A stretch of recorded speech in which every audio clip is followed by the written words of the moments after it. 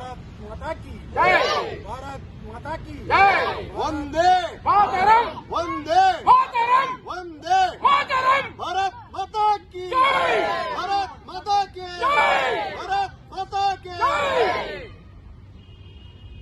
ముఖ్యంగా ఈరోజు మనము జమ్మూ కాశ్మీర్లో జరిగినటువంటి మన హిందువుల పైననే ప్రత్యేకంగా పాకిస్తాన్ ఉగ్రవాదులు ఇలాంటి చర్యలకు పాల్పడడం చాలా సిగ్గుచేటు.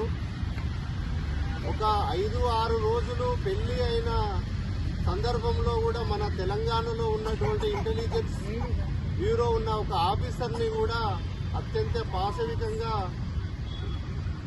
దగ్గర నుంచి పాయింట్ బ్లాక్ లో నుంచి కూడా ఇలా చేయడం చాలా సిగ్గుచేటు.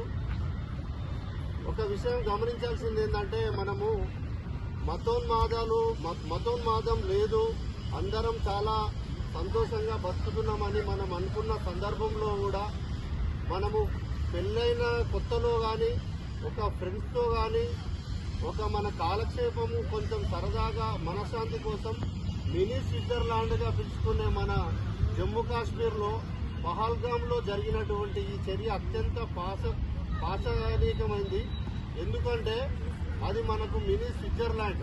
ఎందుకంటే మనము మన భారతదేశంలో ఎంతో అత్యంత సౌందర్యంగా ఉండాల్సిన జమ్మూ కాశ్మీర్ని ఈరోజు రక్తపుడేరులలో ఉగ్రవాదులు అతి కిరాతకంగా మన హిందువులను మట్టుపెట్టడం, మనల్ని అవమానించే దిశగా వాళ్ళు చేశారు. కాబట్టి దీనికి మన ప్రభుత్వం ఖచ్చితంగా దీన్ని సీరియస్గా తీసుకొని ఖచ్చితంగా దీన్ని ఆ చర్యలు ముందుకెళ్తా ఉంది.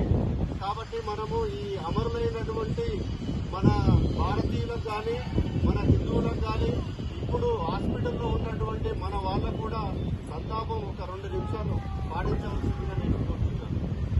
ఈరోజు ముఖ్యంగా ఇంకొక విషయం, భారతదేశం ప్రశాంతత ఉన్న సమయంలో ఈ ఉగ్రవాదులు అరాచకాలు ఏర్పి భారతదేశాన్ని ఆర్థికంగా, సంక్షోభంగా, రాజకీయంగా దెబ్బతీయాలని చూస్తారు. కానీ ఏనాడు భారతదేశము దేనికి వంగదు. ఎన్నో చరిత్ర ఉన్నట్టు భారతదేశాన్ని ఎవరైనా ఏ మతాలైనా చేయలేనని నేను ఈ యొక్క సందర్భంగా మీ అందరికీ సూచప్రాయంగా సూచిస్తున్నాను. భారత్ మాతా కీ జై భారత్ మాతా కీ జై